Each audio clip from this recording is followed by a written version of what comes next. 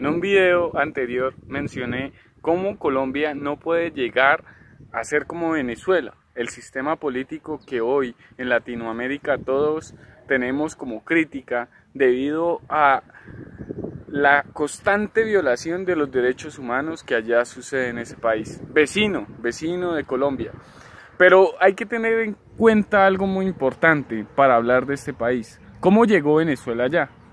Desde que uno empieza a averiguar las noticias y a leer historia un poco, es a través de una inconstante insatisfacción de la gente por los gobiernos que habían manejado ese país. Entonces llegó Chávez con su populismo y política asistencialista a la gente que por ciertas circunstancias, digamos, no tienen una buena calidad de vida.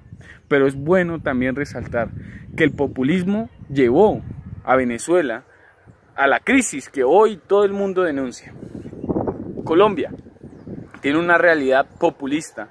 Creo que para defender las instituciones tenemos que ser claros, tener conciencia y ser objetivos. Por ejemplo, mucha gente tiene insatisfacción por el salario mínimo, pero entonces uno se pregunta, ¿qué es el mínimo en realidad?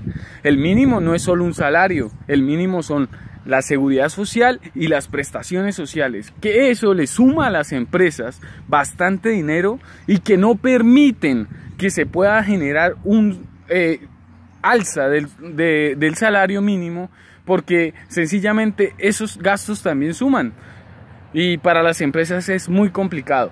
El Estado persigue las empresas, y si no buscamos ni apostamos por una política en realidad seria que busque fortalecer al sector empresarial, creo que este país podría caer en manos de un populista que con el tema de desigualdad social puede causar mucho daño a las instituciones de democracia de este país. Ahora hablan del clientelismo, pero entonces a todas las personas hay que hacerles claro algo. Miren, la estructura del Estado, los derechos fundamentales, los derechos colectivos, las funciones de altos cargos de la política están establecidos en la Constitución. Y si usted quiere conocer cuáles son los fines que determina el Estado respecto de una vida en sociedad, lea la Constitución del 91.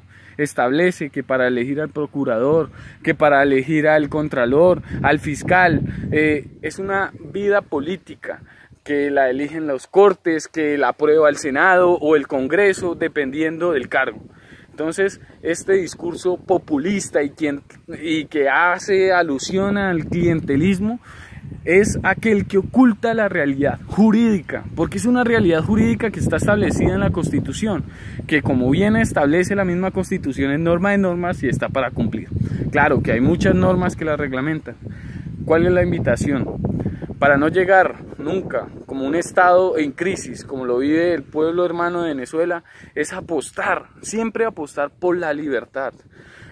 La Constitución consagra dentro de sus derechos fundamentales la libertad de conciencia, la libertad de opinión, la libertad de culto, libre desarrollo de la personalidad. Eso, la libertad económica que nos permita autodeterminarnos. Esa es la dignidad humana. Porque todos sabemos que con actitud, trabajo y buen ahorro, inversión, podemos salir adelante sin depender del Estado.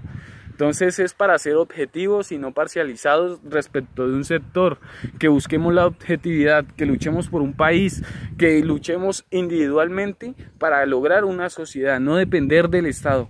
El Estado puede causar una crisis inmensa, como lo ha hecho en el hermano país de Venezuela.